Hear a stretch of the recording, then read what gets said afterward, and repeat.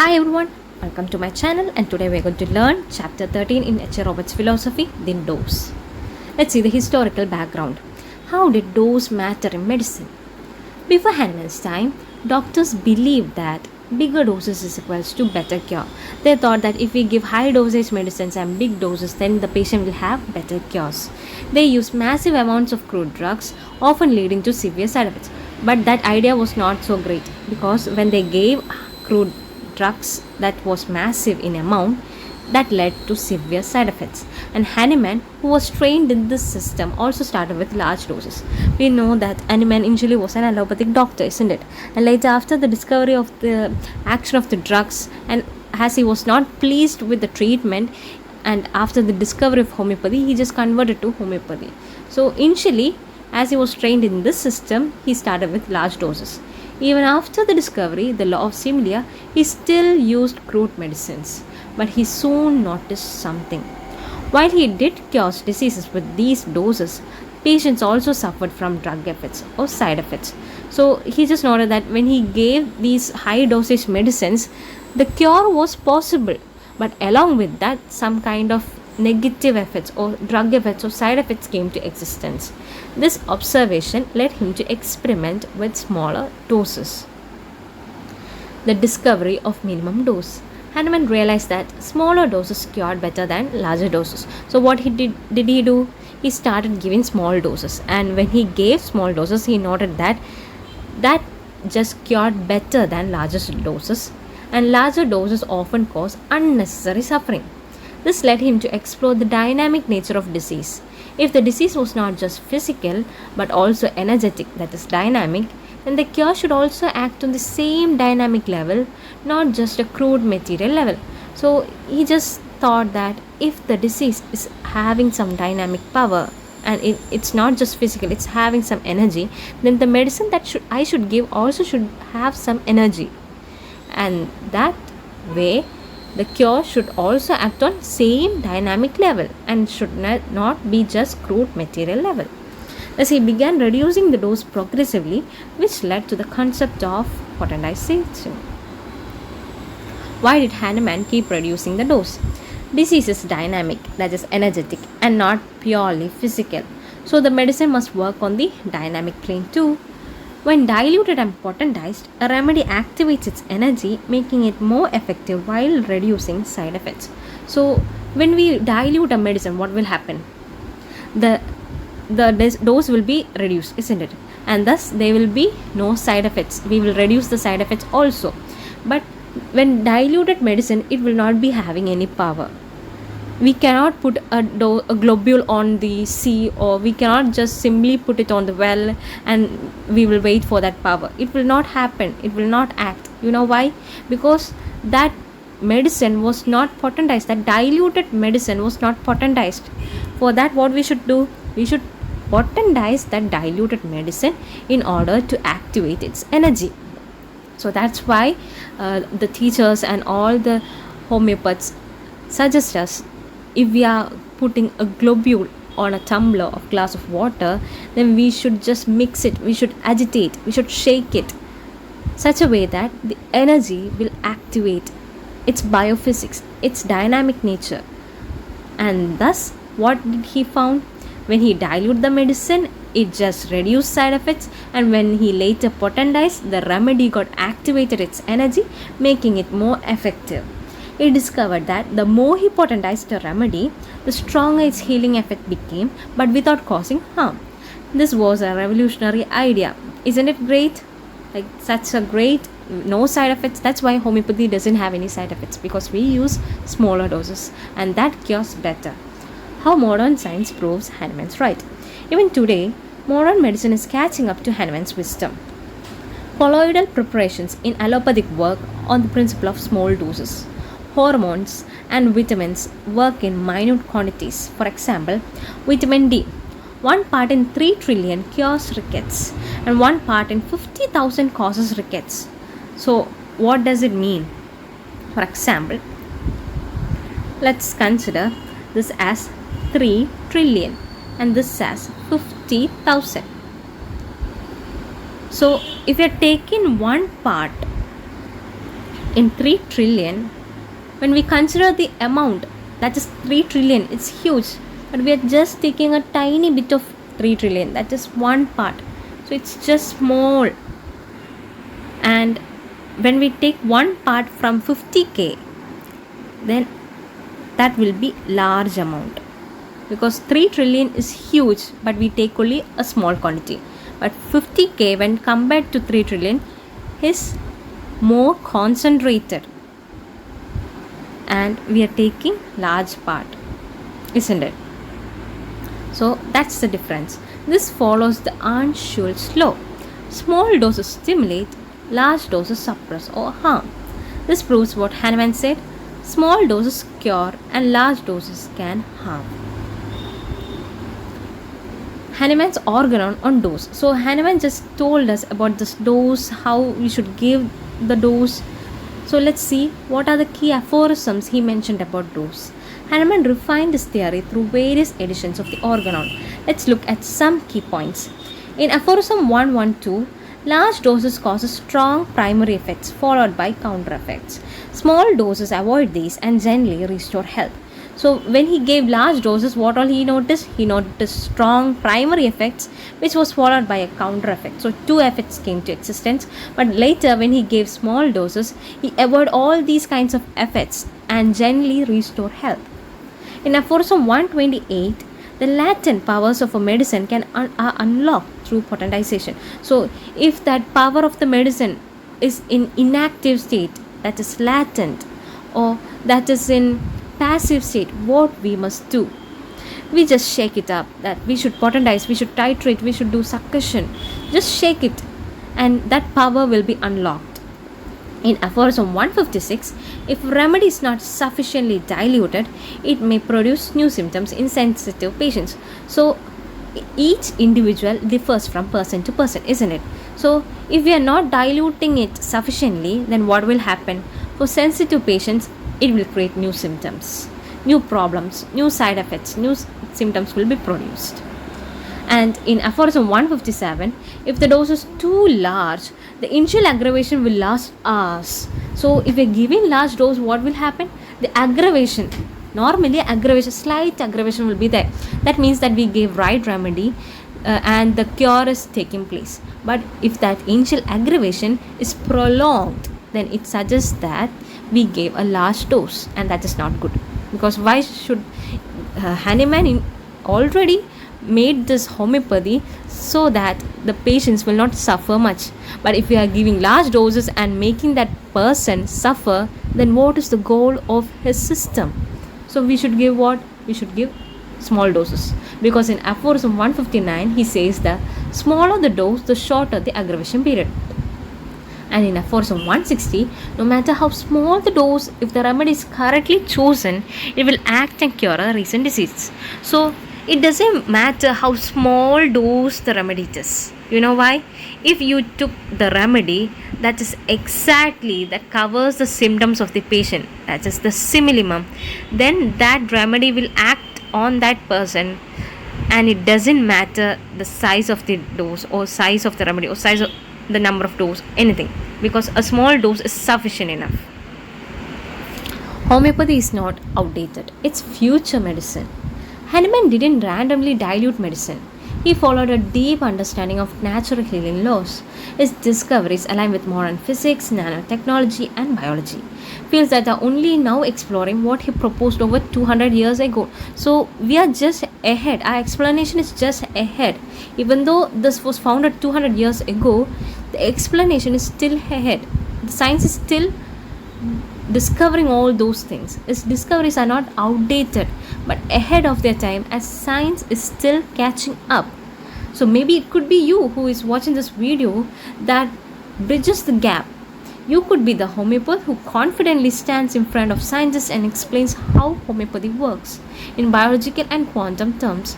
So my dear friends, whoever is watching this, I hope that you will reach that kind of level, because you can do it. And when you learn all these kinds of philosophies, and I believe that you have some research during your course or even on your internship period, and I believe that you can put all these things sincerely, such a way that sometimes it will be you who will be proposing these kinds of theories, and sometimes you could even get an award for that. So I believe that even the person who is watching right now can even do it, because it's just exploring, isn't it? We should explore and we should bring our homeopathy into high rates. So the importance of the minimum dose. Hahnemann's observation on dose reduction. Large doses of even correctly selected homeopathic remedies could aggravate symptoms rather than cure. And if a remedy was given in too large a dose, it could suppress the disease instead of curing it, and even create a new similar but more severe chronic disease. So what all will happen if the remedy was given high dose or large dose? One, it will aggravate symptoms rather than cure. Two, it will suppress the disease instead of curing it. 3, it will create a new similar but more severe chronic disease. And if that strong aggravation occurred for 16 to 20 days, that is too long, isn't it? 20 days of aggravation, just imagine it. The patient is suffering, the patient is in agony. The dose was too high and needed to be neutralized using an antidote or another carefully selected antisoric remedy, because we should antidote that patient and just give that patient some kind of peace. We shouldn't give large doses, we should antidote it. The practical application. Homeopathy should always start with the smallest effective dose. That's what Hahnemann says. That's what H.A. Roberts is telling us, that we should start only with smallest effective dose. If a mistake in remedy selection is made, a minimal dose causes little harm and is easier to correct. We are humans, isn't it? And we will make mistakes. And it will be maybe due to careless, or anything can happen. So what we should do? We should start with a minimal dose. So such a way that we will not only just not give that patient some happiness or relief, but also it will help us to understand the patient's susceptibility. We'll understand how that patient reacts to the medicine that we gave. So small doses much effective, and larger doses force the physician into a roundabout route, wasting time and causing unnecessary suffering. So you just imagine that, for example, this car should go through this way. That's the correct path. But if he is going on in a circle, roundabout like this, then it's of no use, isn't it? He's just wasting his time. Likewise, we shouldn't be a physician who goes into a roundabout route by giving large doses. Instead, what we should do, we should give minimal, smallest effective dose. Action and reaction homeopathic dosage. So we know now what we should do. We should give small dose. Now let's correlate with Newton's principle. Action and reaction homeopathic dosage. Understanding the law, action and reaction are equal and opposite. When a drug is given in large doses, it creates a primary action. That is, the action is immediate and direct effect. And that action is followed by a secondary action, and that is the reaction of the body to counteract the drug. Homeopathy takes advantage of the second reaction, where the body's response helps restore balance. That's why we are saying that our remedy is having immunity booster power, because our medicine acts on body's response. We will restore the balance by increasing our immunity. This is why small doses of a correctly chosen remedy work with the body's natural healing forces rather than against them. Let's learn primary action versus secondary action. Understanding the body's response to drugs. So when we consider primary action, that is the drug effect, the effect of the drug, when a drug is introduced into the body, it produces a direct, immediate effect based on its chemical and physiological properties. This is known as primary action, which is the initial response of the body to the drug. It is dependent on the nature and the dosage of the drug. And now let's look on the secondary action, that is body's counteraction. The body, being a dynamic system, does not remain passive. So if a person is beating you, go on beating you, will you remain silent? No, you will ask, why you're beating me? Or you will just give him back a blow. Isn't it? Likewise, our body also will not remain passive. It will also react. It tries to restore balance, homeostasis, by reacting in the opposite direction to the drug's primary effect. This opposite reaction is called the secondary action or the vital reaction. So this is action and this is the reaction. Action of the drug on the person, reaction of the body to the drug. So this is what action and reaction. Examples of primary and secondary action. So drug, ipecacuanha and opium. and its primary action and secondary action. So if we are taking ipecacuanha in large doses, then primary action will occur. You know what will happen? Sudden cause of nausea and vomiting. If it is opium, then cause deep sleep and coma. But if it was homeopathic medicine, which was small doses, then how will the body will respond? It will cure nausea and vomiting, and small doses cause cure, coma and unconsciousness. Large dose of ipecacuanha causes vomiting, but in small potentized doses, it stimulates the body's secondary action to stop vomiting. So let's duck deep into what does it mean. Large doses equals to direct effect, and that is primary action. And you need small doses opposite reaction, that is secondary action. Homeopathy uses secondary action to heal naturally. So you know these 3 points, isn't it? So let's see how homeopathy takes the advantage of secondary action. In homeopathy, when a remedy is given in a small potentized dose, the primary action of the substance is either minimum or absent. That's why if the small dose is given, this action will not take place. This causing nausea and vomiting, deep sleep, this large dose action will not take place if we are giving small dose, because if we are giving large dose, this action will take place. But if we give small doses, this action will not take place because it is minimal, it is very small. It doesn't mean that it will not take place forever. It means that it will be either minimal or absent. Instead, the second reaction, that is body's response, become dominant. So the other one will be so small, such a way that the secondary action will become dominant. In homeopathy, drugs are highly diluted and potentized. This means that the substance's toxic primary effects are removed, leaving only its ability to stimulate the body's response. That's why we are suggesting each and every one of the homeopaths to give small dose. So we will get only the secondary action. I hope you understood that theory. Now, implication in homeopathic practice. Homeopathy never uses remedies in physiological doses. The dose used in conventional medicine is allopathic medicine. The goal is not to induce symptoms, but to stimulate the body's healing response through a minute dynamic dose. The mistake of using large doses in homeopathy. What happens if we use large doses? Hahnemann's warnings about large doses. Large doses, even of correctly selected remedy, can suppress or distort disease instead of curing it. So we know that if the remedy selected was correct, then even tiny amount of dose is enough to cure the disease. But if that remedy was in large dose, what will happen? It can suppress or distort the disease instead of curing it. So if too strong a remedy may create a new medicinal disease that requires further treatment. So you're giving a medicine for one disease, then another disease occurs, then another medicine you will give. That's what side effects are called. So you are just creating new, and for example, you're giving a medicine for stomach pain, and later you're giving another medicine for headache, because after eating the medicine for stomach pain, you got another disease. Just think of it. So you will be telling that person, you take this medicine for stomach ache, and when you eat that, you will get that disease, then you will eat this medicine. Like the dose and medicine will be going on and on and on. So why to create that such a problematic situation? Just give small dose. This is why Hahnemann emphasized that even if a dose is smaller than recommended, it is still effective. It is always better to err on the side of the caution. The word meaning to err on the side of the caution means that when in doubt, it is safer to take a more careful and conservative approach rather than risk causing harm. In simple term, it means prevention is better than cure. Instead of making more and more complication, just prevent it.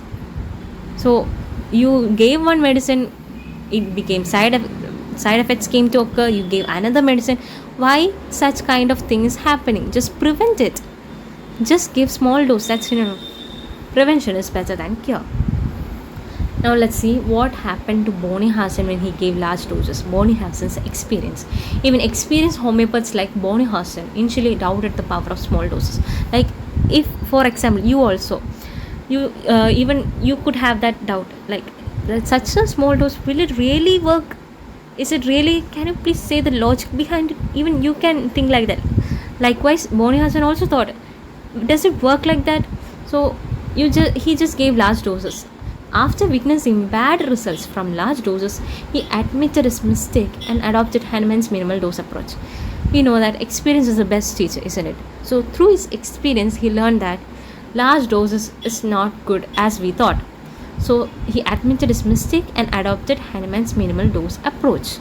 So, through these great philosophers' mistakes and experience, we should learn that so that we will not make mistakes while we do clinical practice. That's why I suggest you to read all the philosophy, all the notes.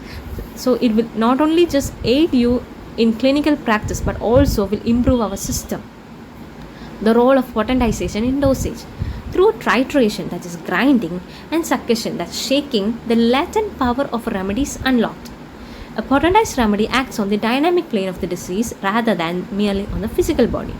This allows for deep healing without the toxic effects of crude substance. Narcotic drugs and their dual action. Hahnemann on narcotics, aphorism 113. It says that narcotics like opium first suppresses symptoms, example, pain, consciousness, but later the body rebounds with heightened sensitivity. This explains why narcotic drug users develop tolerance and dependency. So, if you're taking narcotics like opium, first, you know what it will happen? It will suppress the symptom.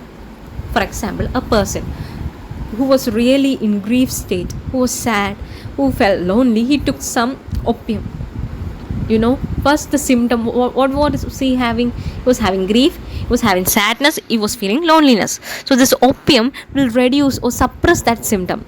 So when he take that opium, he will feel no pain, he will feel no grief, he will feel no sadness, or he will not feel any loneliness, and he will be happy, thinking that, oh, I feel happy when I take this, wow, this is so nice. But later, what will happen? The body will rebound with heightened sensitivity. So later, after a few time, he will get that pain, he will get that grief, he will get that sadness in an increased level. And again he need opium. So again he will ask each and everyone, please, I want opium again, because I cannot handle this, I cannot live without opium. And that's how he become a drug addict, a narcotic addict. This explains why narcotic drug users develop tolerance and dependency. That's why they will depend on narcotics. They're not realizing it. But homeopathy does not use narcotics in their crude form, because if they're using crude form, this will happen. So they will not use crude form, rather in potentized dose to stimulate healing. It just needs healing, isn't it? We are just using it for healing. That's why even though we have medicines from opium, from cannabis sativa, whatever it is, we are not using it, but we are just using it to stimulate. What are pathogenetic symptoms? The term pathogenetic refers to the primary symptoms produced by a drug when given in large dose or in crude form. It simply means the symptoms, that is side effects. Side effect symptoms are pathogenetic refers. So, if you are giving a large dose, some another symptoms will occur, isn't it? Some primary symptoms will occur due to large doses. That symptom is called as pathogenetic symptom. These symptoms are not curative, they merely show how the drug affects a healthy body. That's why everyone is saying that don't eat homeopathic medicine, because you are don't eat lots of homeopathy. If you are just taking small amount, then it doesn't cause much difference. But if you're taking large dose, you're harming your own body. That's why we are saying that it will affect a healthy body. The word toxic is often used as a synonym, as massive doses can create toxic effects, not healing. So anything that is more is not good for us. Pathogenetic versus curative action. So let's see how is pathogenetic action and curative action. Pathogenetic action are symptoms caused by large doses of a drug. Meanwhile, curative action is the healing effect of the correct minimal dose. The toxic or excessive reaction is pathogenic, while gentle symptomatic correction is curative. Pathogenic action shows the general action of the drug. Curative action is specific and individualized treatment. Law of minimum dose in homeopathy. Hahnemann emphasized that a homeopathic cure should occur without drug effects, meaning it should be gentle and mild, it should not produce new symptoms, and it should act dynamically on the vital force. The smallest possible dose is enough to trigger the body's healing response. Because why we should eat all those medicines? We don't like to eat more medicines, isn't it? So that small dose is sufficient enough to trigger the body's healing response. Because we should be aligned with the nature also. We shouldn't be aligned with the medicine. We should not live for medicine. We should live as God planned us. So we shouldn't create an unhealthy life. Instead, we should adopt minimum dose in homeopathy such a way that it will not harm us, it will not harm the patients, it will not harm anyone. Why small dose work best? A healthy person may resist the drug's effect, but in illness, the affected organs are already weakened or susceptible state. The currently chosen homeopathic remedy given in small dose works because it matches the body's susceptibility. So I have heard one story.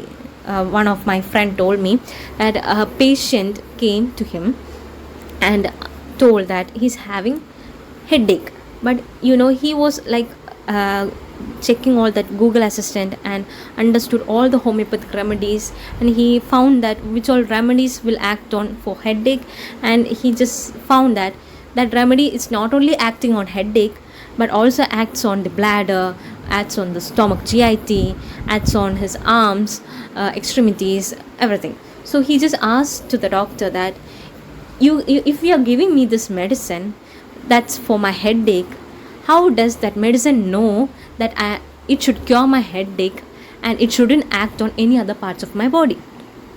And what should be the answer? This should be the answer. In a healthy person, it may resist a drug effect. It doesn't affect.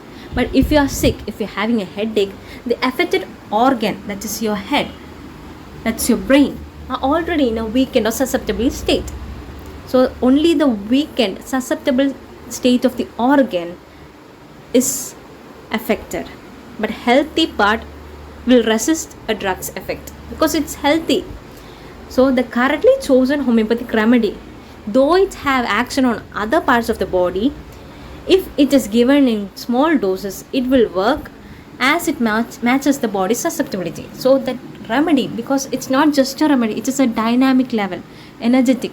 It will recognize when we take it, it will flow throughout our body, and it will recognize which part of the body is weakened because it's having power, and thus it will work on that, and that person will be cured from the disease, that is headache, and it will not act on any other part of the body. But if he's having some other part that was also weakened, then that remedy will cure that part also. See the creation, what God made, such scientists of sciences, like how it works, how things works.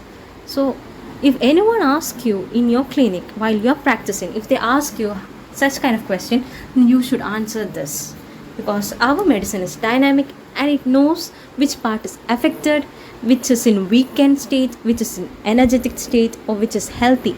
If it is healthy, it will resist the drug effect, and if it is unhealthy, it will take that energy. The law of dosage in homeopathy. The degree of similarity between the drug and the disease determines the amount of dose needed. That is, it is having inverse relationship. That is, if there is greater similarity, then smaller dose needed. Less similarity, larger dose required, but less effective. So what should we do? We should have greater similarity. We should opt only greater similarity medicines, because we will give only small doses, and that is effective. If the remedy is higher, similar to the disease, the smallest dose will be curative. If the remedy is less similar, a large dose may be needed, but it won't be as effective. If too large a dose is given, it may create pathogenetic drug symptoms rather than cure the disease. This is why homeopathy always uses the minimum dose needed to trigger the healing without producing drug effects. That's all for today, and I think that it was a long topic. Forgive me for that. Thanks for watching this video. Please like it, share and subscribe to my channel so that you will get more videos. Thanks for watching. Have a great day.